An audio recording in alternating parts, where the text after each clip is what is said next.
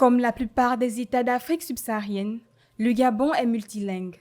Il compte près d'une cinquantaine de langues. Seulement aujourd'hui, constat fait, les jeunes en milieu urbain se désintéressent pour la plupart et ne parlent plus leur langue maternelle.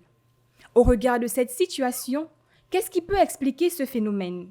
Qu'est-ce qui fait qu'aujourd'hui, les jeunes générations ne s'expriment plus couramment ou ne s'expriment plus du tout dans les langues vernaculaires? Je pense que la première responsabilité incombe aux parents.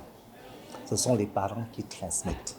Beaucoup pensent que être moderne, c'est se couper de la culture. Je suis moderne parce que je parle français à mes enfants. Certains pensent même que c'est dévalorisant ou dégradant d'envoyer les enfants au village.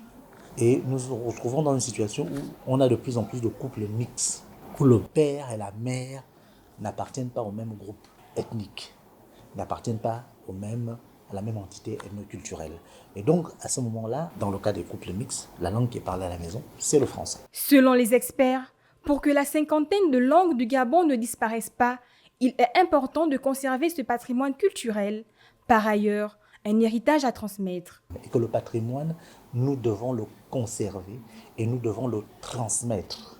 Nous avons le devoir en tant que parents de transmettre quelque chose à nos enfants et nos enfants ont le devoir de le préserver et de le transmettre à leurs enfants à leur tour. La notion de transmission est donc fondamentale dans notre société.